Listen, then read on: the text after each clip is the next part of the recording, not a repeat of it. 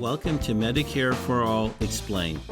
This podcast will enlighten our listeners and dispel the distortions that surround Medicare for All. Medicare for All Explained is produced in collaboration with Physicians for a National Health Program and is hosted and produced by Joe Sparks. I'm your host, Joe Sparks. This is episode 120, Speaking to the Needs of the People.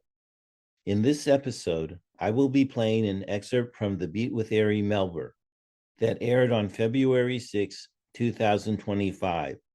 The interviewee is Blake Zeff.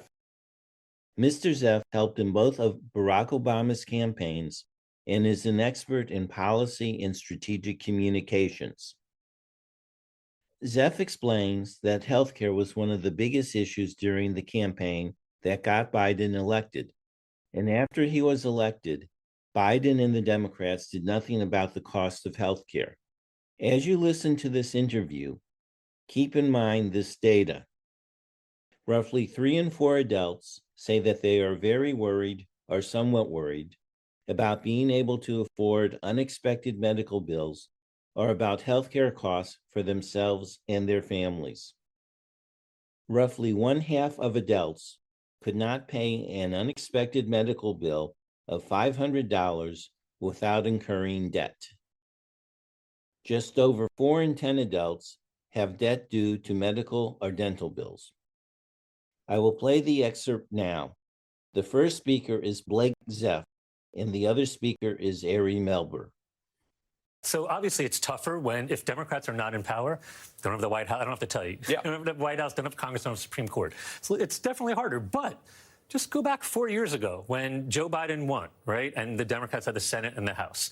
During that primary campaign, if we remember, the biggest issue, or one of the biggest issues during that presidential campaign when the Democrats were on that stage, and it was Biden, Pete Buttigieg, Elizabeth Warren, Bernie Sanders, Kamala Harris, and so on, was health care. Sure. And there was basically a consensus that the healthcare system is out of control. Workers and other people are getting gouged by these private health insurance corporations. Deductibles are too high, premiums are too high, claims are being denied. Everyone agreed it was a problem. And you had one part of the party that said Medicare for all. That would be a single-payer healthcare system.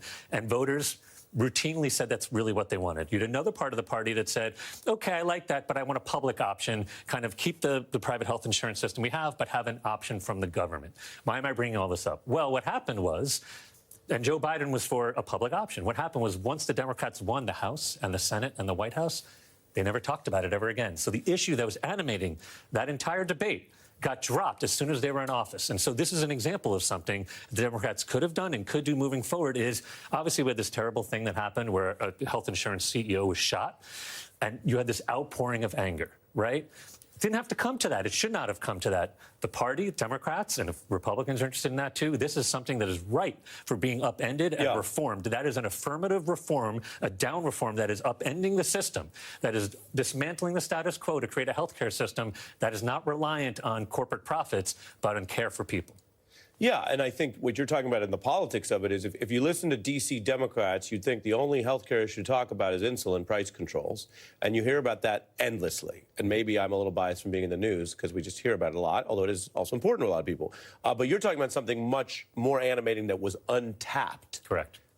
Why do you think your party, or the party you have historically worked with, has been caricatured, but also it seems like a lot of people who believe that Democrats are this sort of culturally elite and out-of-touch party now? And isn't it wild to you to see Republicans and billionaires claim they're for the working people when the policies say otherwise? It's totally wild. And one thing that this is just, a self-critique of the Democratic Party, and part of it, is that Democrats tend to wield power less fervently and aggressively than Republicans do. What Donald Trump is doing right now is horrible. I'm not advocating for that. I'm making a case, though, that while he's to one extreme, Democrats too often have been to the other extreme, a reluctance to exercise their power. And you think back to the Supreme Court. Remember when, Obama had an opening and he put forward Garland, and then Mitch McConnell stopped it, and the Democrats were aghast. This goes against the norms. And then, of course, the Republicans were able to fill that seat. Just historically, you can come up with example after example of Democrats kind of like to play by the rules. They like to be incremental. They like to go by the procedure, implement a bill. And Donald Trump's saying, forget that. I'm going to do whatever I want. And he dares the courts to stop him. And again, I'm not defending or supporting what Donald Trump's doing, but I'm saying traditionally, Democrats have been much shyer in exercising power. No, and it speaks to a question people feel sometimes is one-sided. When I heard this interview, I was struck by how one of the main issues that the Democrats won the 2020 election on was problems with our healthcare system, and then they did nothing about it. I attempt to keep this podcast nonpartisan because, in my opinion, healthcare is a nonpartisan issue. However, I am going to offer this advice to Democrats. If you want to win, you can't just be against something. You also need to state what you are for and then follow up on that after you are elected. I don't know if Democrats have learned that lesson yet. Thank you for listening.